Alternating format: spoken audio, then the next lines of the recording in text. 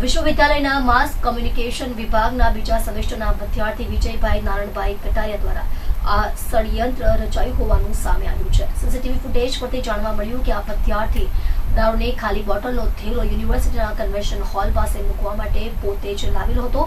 આ ઘટનાને વધુ ચર્ચાસ્પદ બનાવવાના પ્રયત્નમાં આ વિદ્યાર્થી પોતાની સાથે એક ન્યૂઝ ચેનલની રિપોર્ટરને પણ લાવ્યો હતો। ત્યારબાદ યુનિવર્સિટી પરિસરમાં બોટલોની હાજરીને આધારે કુલપતિને ઘેરવા પ્રયાસ કર્યો હતો।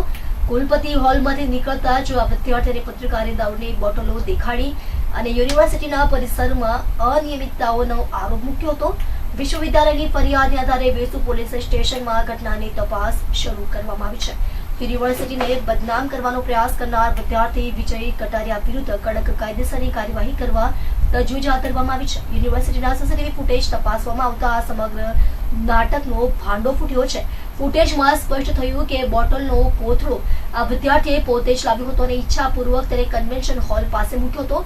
આ નાટક યુનિવર્સિટીની પ્રતિષ્ઠાને નુકસાન પહોંચાડવા માટે આચરવામાં આવ્યું। કુલપતિ ડોક્ટર કિશોરસિંહ ચાવડાએ આ ઘટનાને ગંભીરતાથી લેતા નિવેદન આપ્યું છે કે આ પ્રકારની અણધારેલી અને શિસ્ત વિરોધી પ્રવૃત્તિઓ સહન કરવામાં નહીં આવે। તેમણે કહ્યું કે શિસ્ત ભંગ કરનારા વિરુદ્ધ કડક પગલાં લેવામાં આવશે અને યુનિવર્સિટીની પ્રતિષ્ઠા અમલમાં રાખવામાં આવશે।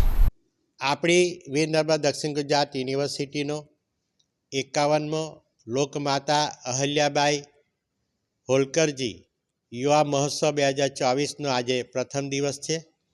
અમારા ડાઇનિંગ હોલ પાસે આ પીજી ડિપ્લોમા ઇન જર્નાલિઝમનો સેકન્ડ સેમિસ્ટરમાં ભણતો વિદ્યાર્થી એ ત્યાં આવીને નશાકારક બોટલોને ત્યાં આવીને ફેંકે છે અને મીડિયાને લઈને જ આવે છે।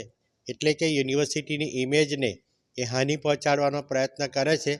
આ સંદર્ભમાં ઉમરા પોલીસ સ્ટેશનમાં ફરિયાદ નોંધવામાં આવી છે અને એનો પ્રવેશ રદ કરવાની કાર્યવાહી પણ શરૂ કરી છે। આ ખૂબ જ નિંદનીય કૃત્ય છે અને વિદ્યાર્થીએ આ પ્રકારની બોટલો ક્યાંથી લાવ્યો એ જ અમારે માટે તપાસનો વિષય છે, જેથી આગળની કાર્યવાહી પોલીસ કરશે।